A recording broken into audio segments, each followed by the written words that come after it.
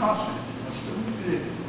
Nós gostaríamos de, eu queria na minha estudo de física ter um moço, também falou, o meu orientador acha que seria bom para mim, eu primeiro fazer um mestrado, que consolidaria, depois para o doutorado. Eu falei, parabéns, o seu orientador deve ter razões muito sólidas para isso, eu acredito nas razões dele. Mas a pergunta é a seguinte, se ele tem uma fundação privada da família dele, que banca isso em massa. Nós estamos diante de uma situação dessa, uma situação... Então, as bolsas da FAPESP não tem mais dúvida, vão ser um nível de competição muito alto. E que realmente a gente acredita que é possível ainda formar um doutor, eu falei 50 meses por tempo, melhor. Essa bolsa pode chegar a 48 meses. Pode chegar a 48 meses. Então, nós estamos tão longe do tempo médio que está sendo proposto. O padrão de excelência que estamos pensando, ainda mais se vier acoplado com uma bolsa de iniciação científica, e primeiro uma bolsa de mestrado. Quer dizer, é um novo momento, temos que repensar, inclusive, o papel do mestrado. O que é o padrão de excelência do mestrado? Essa pergunta tem que ser tem que passar a enfrentar essa questão. O que é o padrão de excelência do mestrado? Que é possível. E nós estamos, eu tenho experiência, fui o coordenador da minha pós-graduação no Instituto de Física durante quase 8 anos. E lá, na luta contra a maré, tentar dizer, no Instituto de Física não faz sentido impor o mestrado. Isso já há 8 anos atrás, não fazia sentido.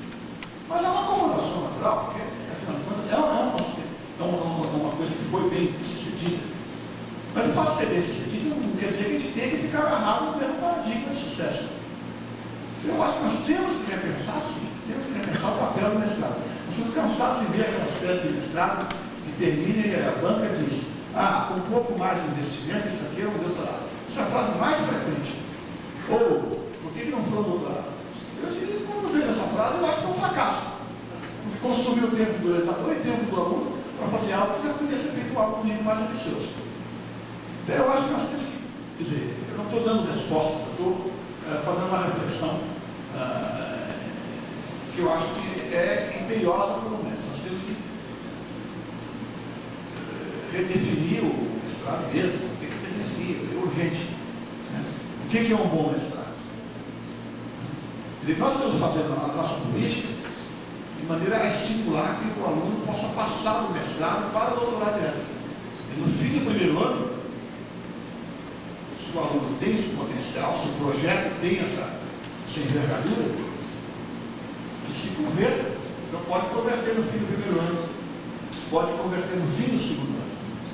Né? Aí é um estímulo, porque inclusive sobe o valor da bolsa, tem uma reserva técnica maior.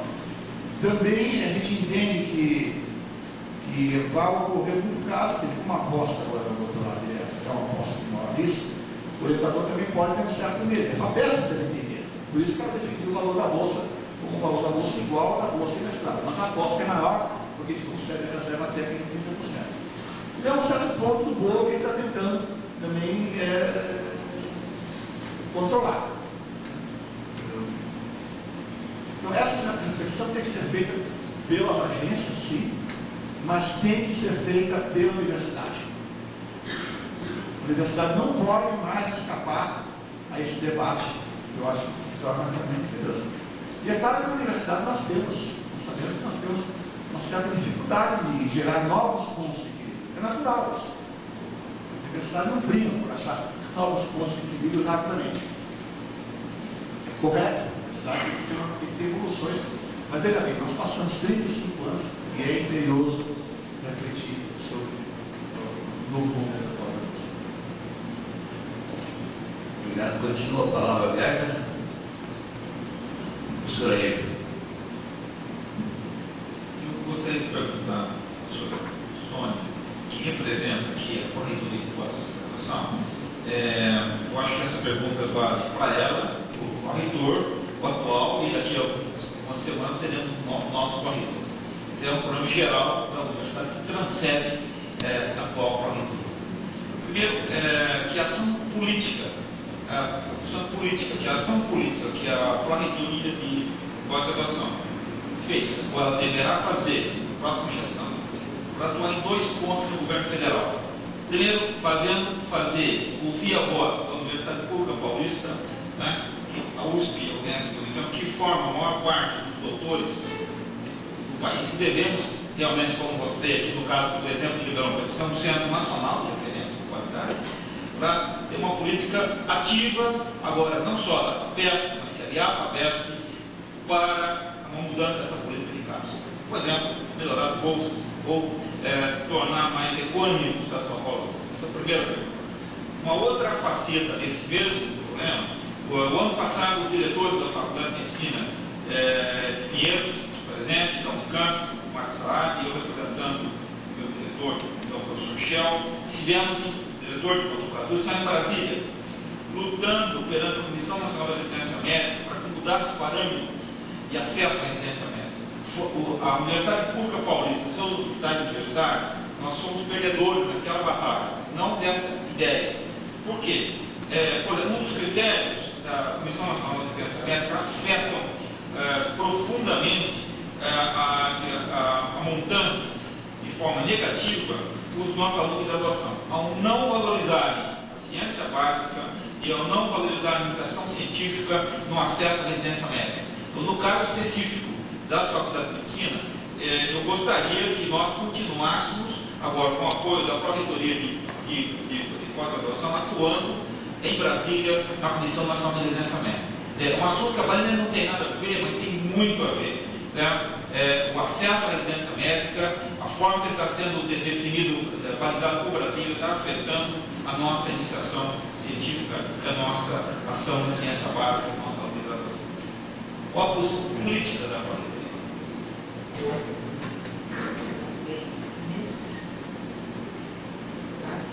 Nesses 4 anos, o professor Terence esteve muito presente em Brasília, seja na Cátedra do CNPq, pondo em evidência justamente esse aspecto que foi colocado. Né? Nós, inclusive, fizemos um levantamento recente da proveniência dos alunos de pós-graduação da USP.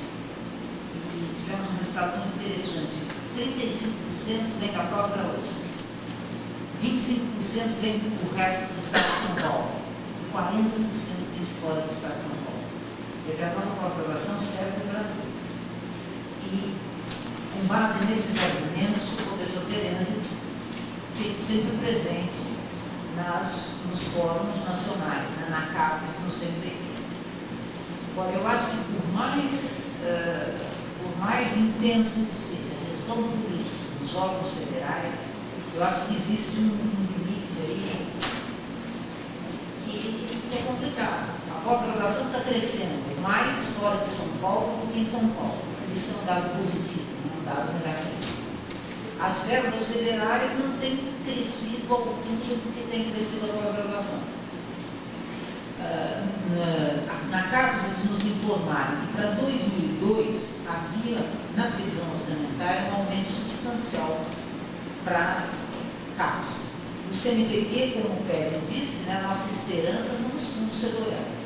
Eu acho que se os fundos setoriais realmente entrarem em funcionamento como está prometido, nós teremos aí um espaço maior de liberdade para reivindicar bolsas. Na CAPES, há uma previsão orçamentária para 2002 de aumento de dotação orçamentária. Agora, o crescimento econômico do país no ano de 2001 ficou muito aquém das expectativas. Né? Do que eu senti na CAPES é um pouco de desânimo com relação a uma perspectiva de grande crescimento orçamentário. Depois, o Ministério da Educação é muito pressionado pela graduação e pelo ensino primário e secundário. Né? A pós-graduação já pega uma fatia muito grande da verba do Ministério da Educação. Muito dificilmente a pós-graduação vai conseguir pegar mais do que pega no orçamento do Ministério da Educação. Então, eu estou dizendo isso para mostrar que a questão da gestão política junto aos órgãos federais, ela é evidente, tem que ser feita e tem sido feita. Agora, nós não podemos esperar grandes milagres. O que a CAPES nos informou foi o seguinte, que esse é outro problema. Veja, se houver realmente um aumento na dotação orçamentária para 2002 da CAPES, eles vão aumentar o número de bolsas, mas não vão mexer no valor das bolsas. Hoje o problema do valor das bolsas está ficando complicado. Desde 95 elas estão congeladas. Hoje não é mais possível, como era em 95, um mestrando viver por própria conta com a bolsa da CAPES, ou do CNPq. Agora, os professores das universidades federais vão ter um aumento, não será um grande aumento do salário base, certamente não será, né? Mas esse aumento será repassado para as bolsas, porque as bolsas, como vocês sabem, né, são atreladas ao salário base dos professores federais. Vai ser um aumento pequeno. Então, nesse sentido, eu acho que a questão das bolsas, e olha, se a gente fosse olhar nas tabelas que eu projetei, o número total de bolsas que a USP teve nesses anos de 95 a 2000, e o número total de alunos, se a gente comparar uma coisa com a outra, a gente vai ver que fica entre 35% e 40% o número de bolsistas. Agora, isso quer dizer que é só 35% a 40% dos estudantes é que tem bolsa na USP. Porque a gente conta os que têm bolsa naquele momento. Como são raros os casos dos que terminam o mestrado, o doutorado no período de vigência da bolsa, nós temos uma quantidade muito grande de alunos que tiveram bolsa num determinado momento. Nós temos uma estimativa, não temos valores exatos, mas temos uma estimativa que é algo em torno de 70%. 70% dos pós-graduandos da USP têm ou tiveram bolsa. Seria desejável que esse número fosse maior. Mas eu realmente não vejo como é que isso pode se expandir para muito mais do que isso. Senhor Pérez. Deixa eu fazer um comentário. De fato, houve uma expansão. O senhor tem razão de dizer que houve um momento após a relação fora da São Paulo. O fato é que São Paulo, só a USP, forma 35%. Eu vou fazer uma regra de 3, que eu acho que é correta, a experiência mostra ser correta. Como a USP tipicamente é 40% do Estado de São Paulo em tudo que acontece na Proteste, eu diria que São Paulo, o Estado de São Paulo, USP, Unicamp, Unesp, Escola Paulista de Ensino, faculdades públicas, tudo isso junto, deve estar gerando cerca de 60% dos doutores do país. No entanto, nós temos apenas 45% das bolsas do doutorado, que são dadas pelas agências federais. Então, ainda com esse crescimento da população do Estado, nós temos que ter parâmetros de qualidade. Houve um crescimento, sim, para ver onde é que esses doutorados estão estando da melhor forma possível. Porque os doutorados são bons quando são feitos por grupos que estão com projetos de pesquisa financiados, laboratórios bem equipados, isso tudo. Então, essa análise que nós temos que entender tem que ser baseada nesse alto investimento em São Paulo. E isso é um ponto importante, que eu acho que tem que ficar claro. Esse é um novo pacto nacional. Não pode prevalecer a filosofia de que São Paulo é o único estado que investe no seu sistema de ciência tecnológica. Isso não pode prevalecer. A Alemanha, agora, depois da reivindicação, tem um novo pacto nacional. É um marco federal para cada marco estadual. Talvez você não possa colocar um para um ainda, mas você tem que se mandar. Você tem que ter uma política de contrapartida. O investimento que São Paulo faz não pode ser lido como substitutivo ao investimento federal. Não é para substituir, é para dar contrapartida. É assim que faz o Banco Mundial. O Banco Mundial, quando dá $1 para a gente, ele exige $1, que é um testemunho do inteiro. Então nós temos que lutar por um novo pacto nacional. De fato, está crescendo fora do país, fora de São Paulo. Mas o que os governos estaduais estão fazendo? Aliás, eu dei uma palestra dessa outro dia, em Piracicaba, para todos os coordenadores de pós-graduação da área de ciências agrárias e veterinárias.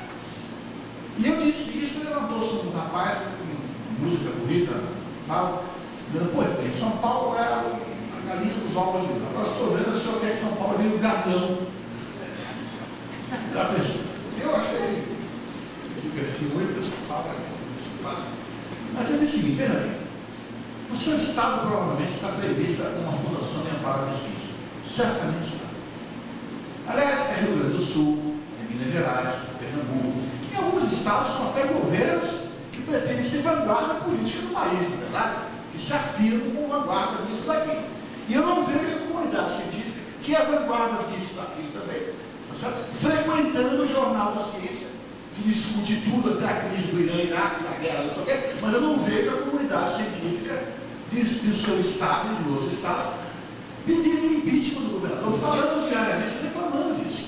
Então há um certo cinismo, quase, um certo conformismo, politicamente mais correto dizer, da comunidade científica desses estados.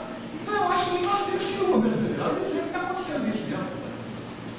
Porque geralmente eu vejo aí no Rio Grande do Sul, Minas Gerais, Rio de Janeiro, Pernambuco, e aí? É só São Paulo que paga São Paulo? Isso está errado. Isso não é aceitável. Tá? É claro que cresceu, nós queremos que cresça a população, mas não podemos aceitar essas coisas que fazem. Tá? Isso é uma coisa. Obrigado, professor Pérez. Observações. Agora, o acadêmico Alexandre, o pós-graduando, doutorado, nível doutorado. Eu queria fazer uma pergunta para o professor Henrique. Bom, a maioria dos professores aqui da faculdade fizeram pós-graduação na faculdade e ainda uma boa parte entrou na medicina, entrou na faculdade pelo curso de Ciências Biológicas. Né? Hoje ainda existe a opção do curso de Ciências Biológicas, mas depois você entra no curso de Medicina, tá certo? E assim, o curso de Ciências Biológicas ele surgiu praticamente perto de quando surgiu o curso de pós-graduação. Eu queria saber qual foi a importância do surgimento desse curso de Ciências Biológicas concomitante ao curso de pós-graduação e assim, e também do jeito que ele é feito hoje, né? O aluno tem 31 créditos de trabalho, corresponde a 930 horas dedicadas ao laboratório. Seria bastante suficiente para desenvolver qualquer trabalho de iniciação científica. Né? E se o surgimento de cursos dessa estrutura poderia contribuir para diminuir o tempo de pós-graduação, de permanência na pós-graduação, tá? Só lembrando que eu tinha bolsa para pesca e consegui terminar 4 meses antes do prazo. E eu lembro também que o professor Benedito fez o curso de pós-graduação de doutorado 2 anos. E fez o curso de ciência biológica. Sim. Você lembrou muito bem.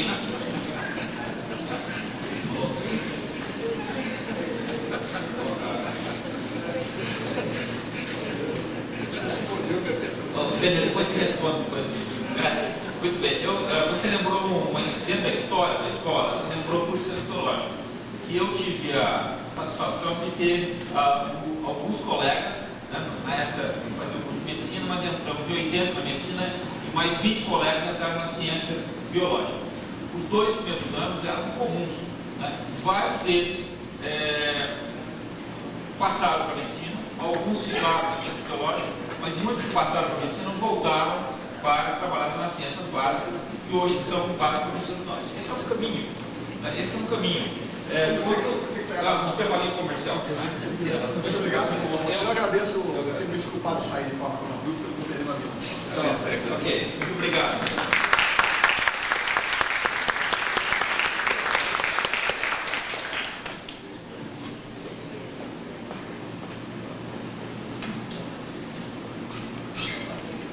Eu gostaria de lembrar que nessa época, esses graduados que se graduaram em 69, 70, eles pegaram a expansão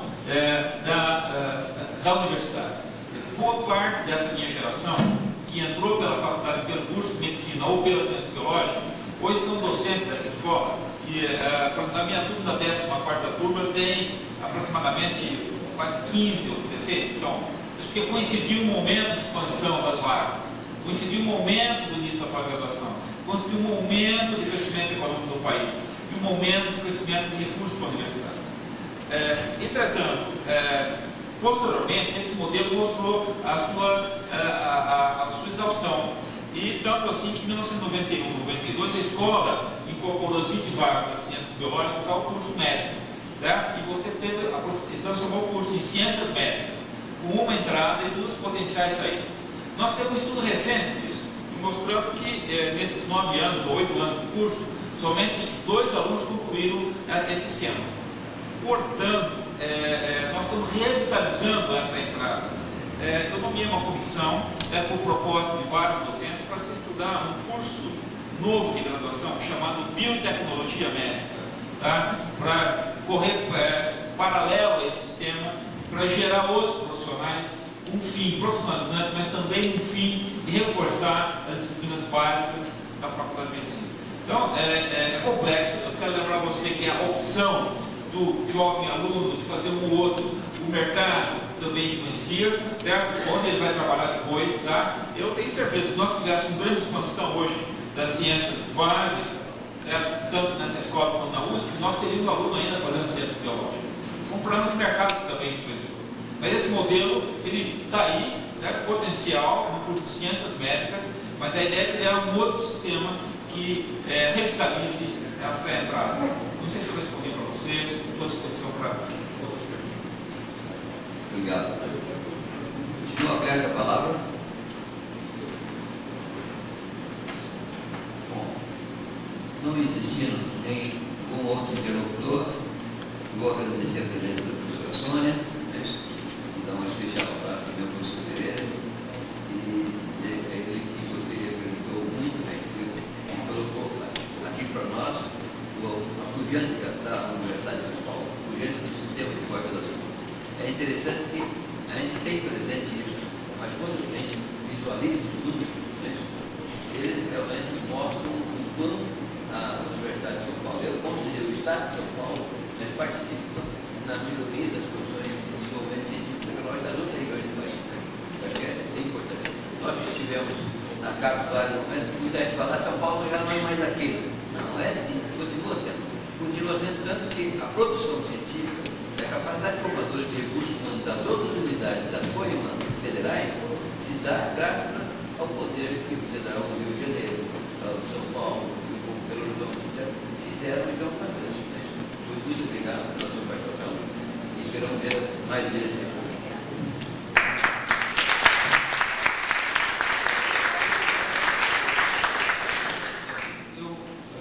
Eu pediria para os senhores permanecessem. Nós temos uma parte final e homenagem e encerramento da doutora Isis, né? O Carlos Petelucci irá coordenar essa parte.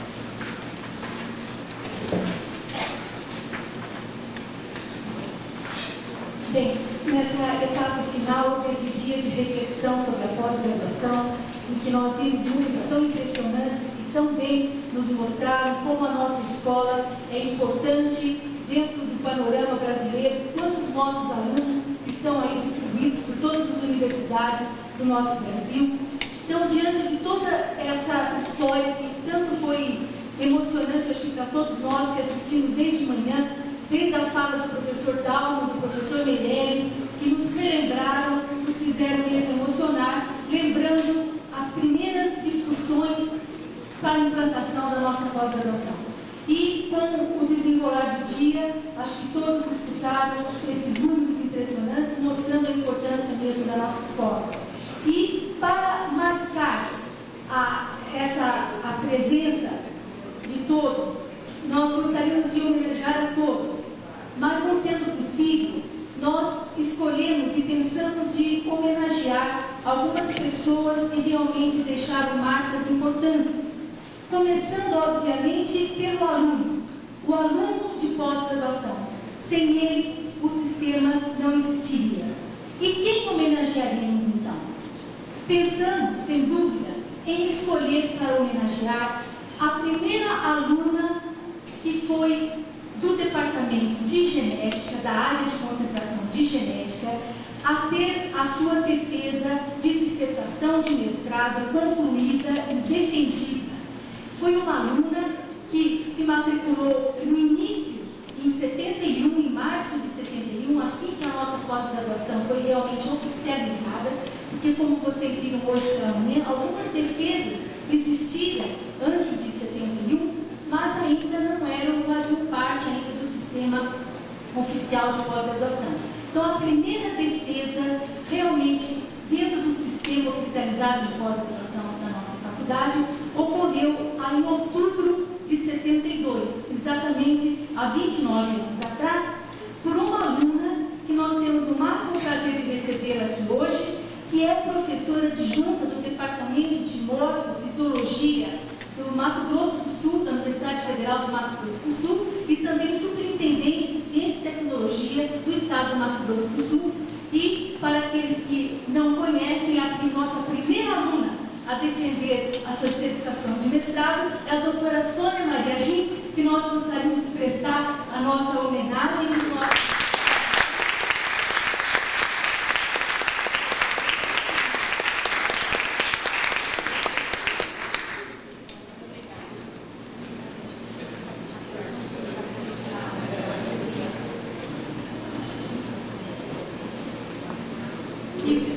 Quiserem prestar atenção no painel, apresentaríamos aí, acho que a defesa de tese ou a festa da Sônia Maria Gim, a nossa primeira aluna a defender a dissertação de mestrado. Bom, boa tarde a todos. Realmente é uma emoção duplicada que eu estou passando hoje. Primeiro, por voltar a essa casa, onde nós começamos a nossa pós-graduação, e ficar entre essas salas onde tantas vezes nós estávamos apreensivos com o nosso próprio rendimento e onde sempre nós nos emocionamos ao voltar ao convívio dessa universidade. Eu sou tenho um temperamento migrante, eu sou do Rio de Janeiro, fiz minha graduação, minha pós-graduação aqui em Ribeirão Preto. Depois eu fui para a Universidade Federal de Goiás, onde eu trabalhei 15 anos. Em seguida eu migrei para a Universidade Federal de Mato Grosso do Sul, onde eu completei mais 15 anos. E hoje eu estou lá e estou também superintendente de Ciência e Tecnologia do Governo do Estado. Represento o Estado nas interlocuções da Ciência e Tecnologia junto ao Ministério da Ciência e Tecnologia. Então, eu tenho muito mais facilidade do que os senhores, pela posição de estar fora da universidade, fora do Estado de São Paulo, de compreender a importância da Universidade de São Paulo para a formação de recursos humanos para todo esse país, principalmente para aquelas regiões em que o desenvolvimento científico e tecnológico anda mais vagarosamente, como no caso da região onde eu estou, que é a região centro-oeste. Então, nós percebemos muito mais facilmente esse papel muito importante da Universidade de São Paulo. E, bem recentemente, como eu faço parte do Fórum Nacional de Secretários de Ciência e Tecnologia, nós temos discutido exaustivamente a questão do avanço da ciência e tecnologia no país. E o grande estrangulamento que está deixando todos os gestores de ciência e tecnologia preocupados é a questão de formação de recursos humanos. Agora, com o advento dos fundos setoriais, que vão acrescer aí aos orçamentos do Ministério da Ciência e Tecnologia, orçamentos nunca antes conhecidos pelo setor, a grande preocupação é que nós não temos ainda um contingente de recursos humanos capacitados, capazes de formular projetos suficientemente bem fundamentados para ter acesso a esses recursos.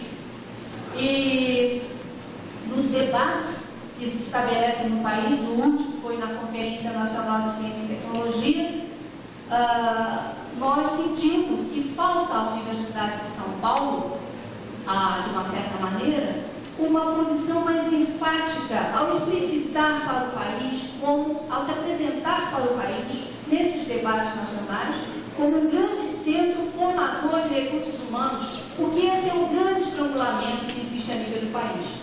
Só para dar um exemplo, no caso do Fundo Nacional do Petróleo, na região centro-oeste, havia recursos disponíveis, mas a região não tinha mais fôlego em termos de recursos humanos capacitados para elaborar projetos.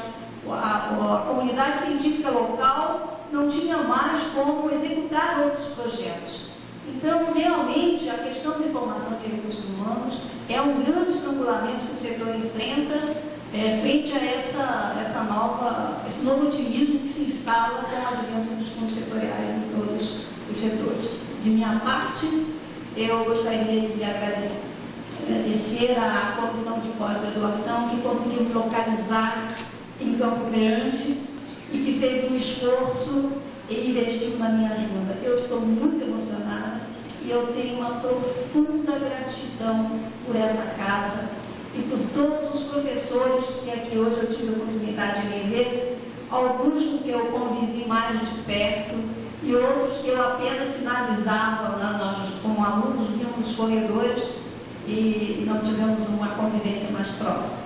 E eu queria estender essa minha gratidão à doutora Iris, que foi a minha orientadora no mestrado e minha orientadora também no doutorado, e quero de coração assim aberto e cheio de gratidão, não só por essa casa, mas por essa instituição, principalmente pela doutora Iris, por todo esse sistema, porque tudo que eu consigo fazer dentro da área de ciência e tecnologia, que eu fiz como pesquisadora, fiz como docente e faço hoje como gestora de questões de ciência e tecnologia, eu aprendi grande parte nessa casa, a quem eu tributo uma enorme gratidão. Muito obrigada a todos.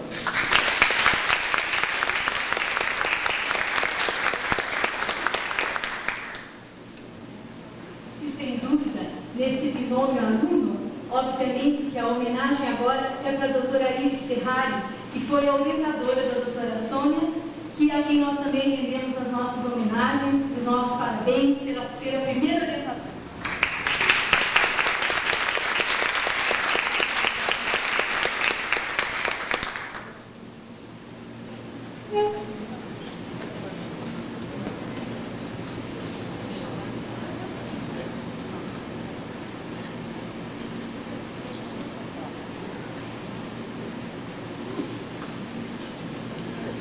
Bem, a vocês,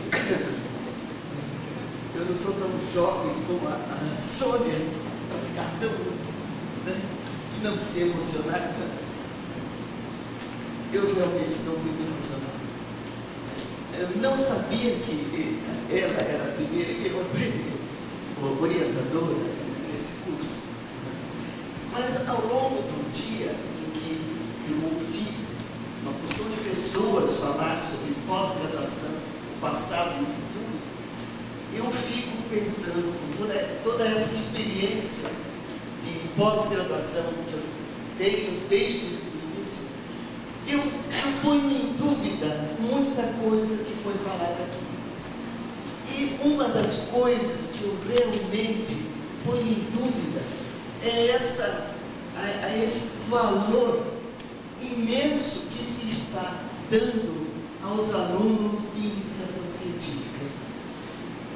Eu vejo que em muitos lugares os alunos de iniciação científica eles não entram para aprender pesquisa como antigamente muita gente se associava aos professores para aprender realmente. Hoje, os alunos de iniciação científica, eles vão porque eles têm uma bolsa, a maioria deles. Ou se não, porque este título de ter feito iniciação científica vai abrir as portas do futuro dele, ou como um residente, ou como qualquer outro tipo de carreira que ele queira seguir. Então eu não vejo essa divisão que está se fazendo em se fazer com que o aluno que fez iniciação científica ele pule um mestrado para fazer o doutorado. Eu realmente não acredito nisso. Isso eu falo pelos meus 30 anos de experiência na pós-graduação. Eu realmente não tenho essa visão que muitos daqui tiveram. Não tenho essa esperança nos indivíduos, nos alunos que fazem iniciação científica da maneira como hoje está sendo feito. Eu sou assessora da FAPESP e muitos casos de alunos de iniciação científica, eu vejo um relatório deles é um relatório que muitas vezes um aluno de doutorado não é capaz de fazer. Ora, não é possível que um aluno que ainda está cursando a sua graduação tenha condições de fazer uma pesquisa como aquela que é relatada. É evidente que aí tem a mão do orientador. Então, qual é o valor que isso tem? Como eu vou fazer um indivíduo que provavelmente não fez aquela experiência que ele relata e vai passar diretamente para o doutorado porque fez iniciação científica? Eu realmente preciso pensar. Mas como eu disse, eu sou dos primórdios da pós-graduação aqui, né? E provavelmente eu já estou muito velha para aceitar essas coisas que vêm. Eu acho que realmente nós precisamos estimular que as pessoas façam a pós-graduação e se preparem. Eu acho que isso é necessário, o preparo para o futuro. E isso tem que ser feito nas pós-graduações. Eu não vejo também que haja um estímulo muito grande para as escolas federais. Quando se fala, quando eu vejo aqui o pessoal de São Paulo, que eu sou da USP, né? Então eu entendo que estejam preocupados com a pouca verba que está sendo dada para o Estado de São Paulo, das federais, da verba federal.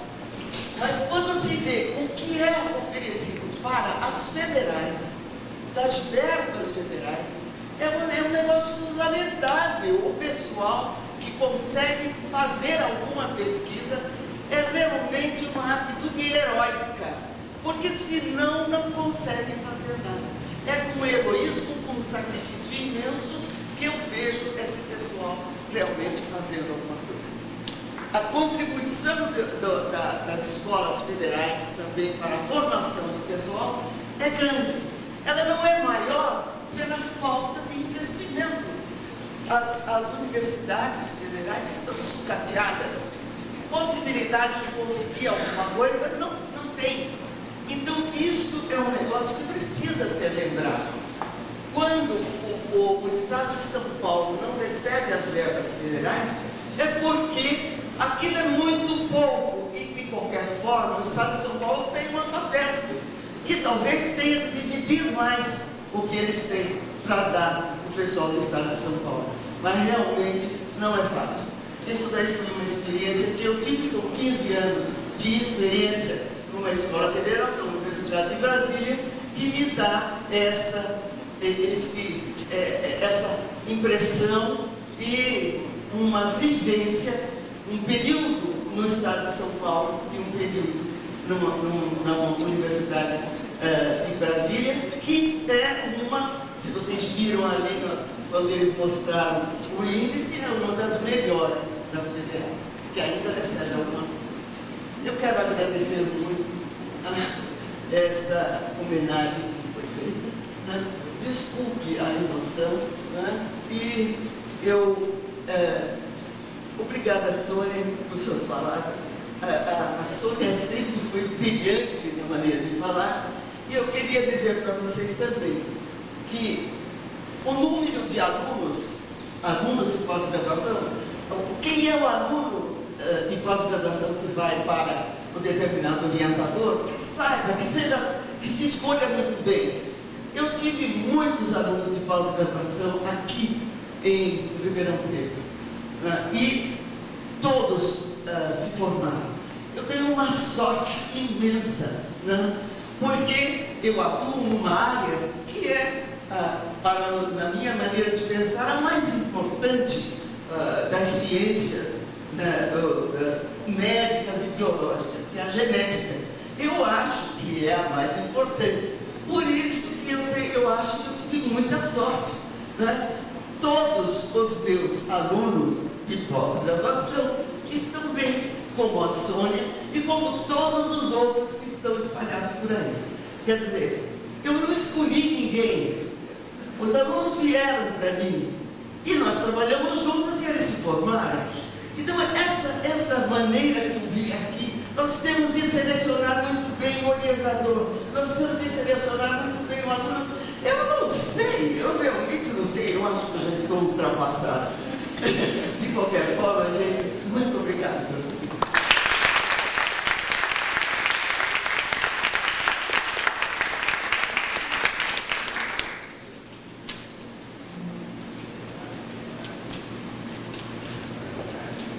Bem, dando continuidade, nós então gostaríamos também de homenagear, além então da nossa primeira aluna que defendeu a sua dissertação de mestrado, fomos também procurar saber quem teria sido o nosso primeiro aluno que defendeu a sua tese de doutoramento.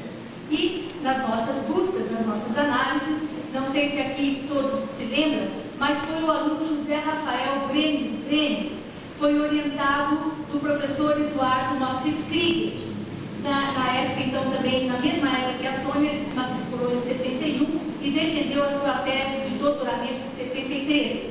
Como ele é da Costa Rica e atualmente se encontra lá ainda, e também ficou muito contente com essa homenagem que nós vamos mandar para ele, obviamente não pôde aqui comparecer, nós então fomos ver o segundo aluno que defendeu a sua tese de doutorado, e foi a aluna que, não sei se todos conheceram, mas uma figura muito interessante, que é a Eufrides Eva Chapoval. Foi orientada do Dr. João Garcia Leme, do Departamento de Farmacologia, e hoje é professora do Departamento de Controle de Medicamentos da Universidade Federal do Rio Grande do Sul.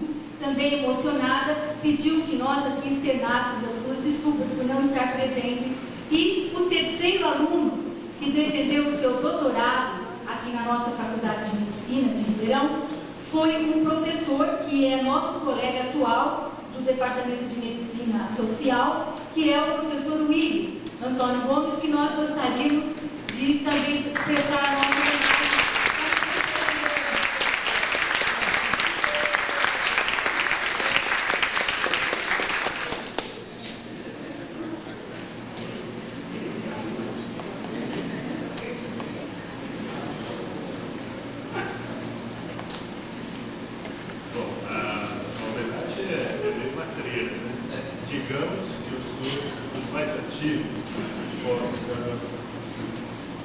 Na realidade, que eu fui primeiro mesmo, e isso dá uma satisfação muito grande.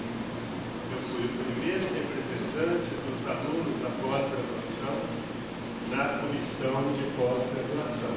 Está aí a Elza, que era a secretária, que não vai me deixar mentir sozinho. E isso foi uma oportunidade muito boa para mim, porque eu participei como ouvinte, evidentemente, das discussões iniciais da estruturação da pós-graduação aqui na nossa faculdade. Eu gostei porque aprendi bastante. Eu convivi com o pessoal que realmente estava muito envolvido com a criação da pós-graduação. Essa foi uma das grandes vantagens que eu tive ao participar dessa comissão. Na época havia exageros, o rigor era muito grande, nós tínhamos aquela chamada residência rotatória, que ninguém entendia por quê. Eu fazia pós-graduação em medicina preventiva e tinha um programa de residência rotatória que incluía anestesia, que era um programa que não se dava nem para os residentes de anestesia. Um negócio assim. Mas são coisas que naturalmente ocorrem. E assim foi. Fui também, para não esquecer, primeira defesa de doutoramento em cabeceira. E como eu estou meio órfão aqui também hoje, teve um orientador que está aqui, eu gostaria de lembrar a figura dele. O Dr. José Roberto Teruel foi uma pessoa de extrema importância no meu departamento. Terminadas algumas reminiscências, eu agradeço por comparação essa mensagem.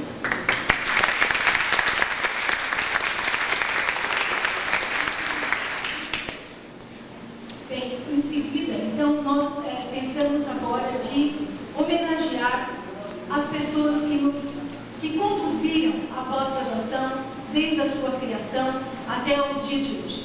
Eu gostaria então de pedir que fosse projetada no nosso painel a figura marcante que nós não podemos deixar de ressaltar do professor Maurício Rocha Silva, que não só foi o responsável pela criação, pela implantação, mas por longos anos de discussão plena sobre esse assunto, que sem ele, talvez, sem a participação dele, nós não seríamos o que somos hoje.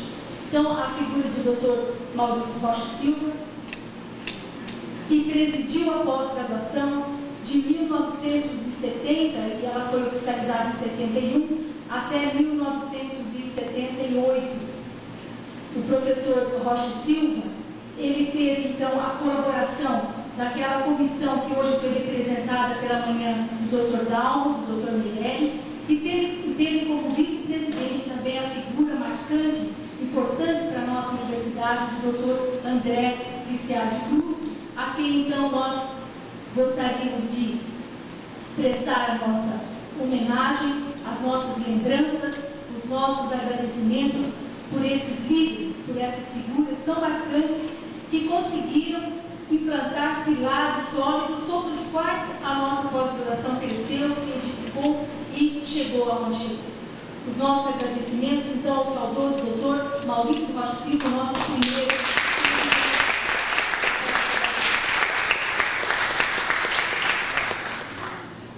O professor Maurício teve, então, além do professor Cruz, teve também como vice-presidente o Dr. Krieger. O professor Krieger assumiu a segunda presidência.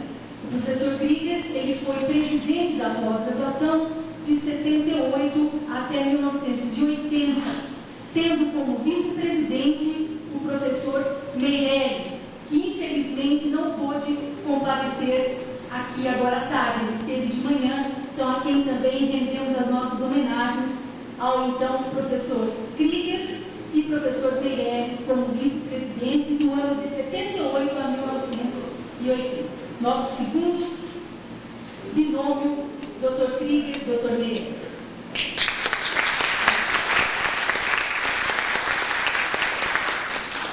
Em 1980, assume a presidência da nossa pós-graduação o nosso querido professor Dr. José Antunes Rodrigues.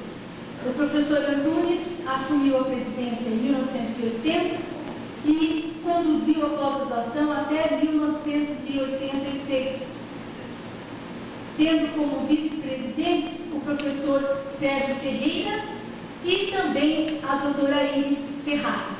Então, eu pediria agora a doutora Marisa Pinhato, colega membro da pós-graduação, que entregue, por favor, os diplomas de reconhecimento ao trabalho, à dedicação do professor Antunes e da doutora Iris como vice-presidente.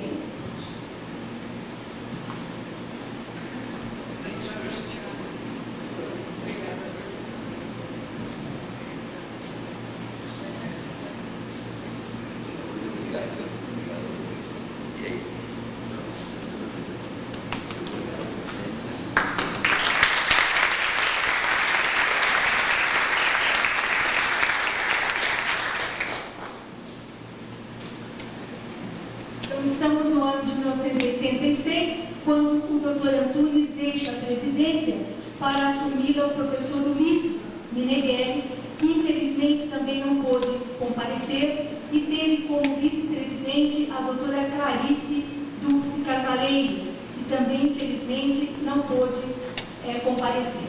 Então, o professor Ulisses, ele foi presidente de 1986 a 1988, quando assume, então, a presidência, o presidente que mais tempo permaneceu na pós-graduação, semelhante ao professor Maurício, que foi o nosso querido também professor Moacir Mestriner, a quem eu pediria ao professor Hamilton, por favor, Barreira, que é colega da pós-graduação, para proceder à entrega do diploma ao professor Mestriner como presidente e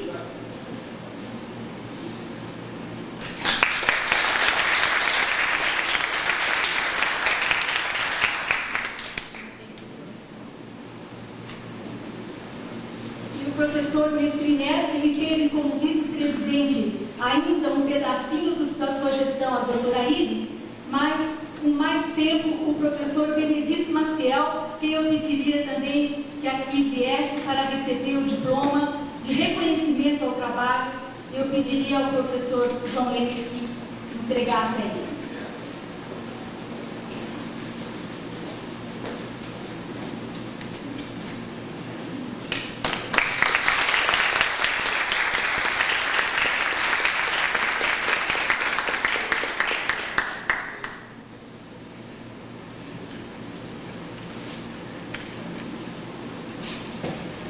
Então, nós estamos no ano de o professor Mestre Neto, ele foi presidente de 1988 até 1995. E em 95 assume a presidência o professor Milton César Foz, que eu pediria ao professor Franz que entregasse o diploma ao professor Foz, que contou também no início da sua gestão com a participação como vice-presidente doutora Genor Ferraz também.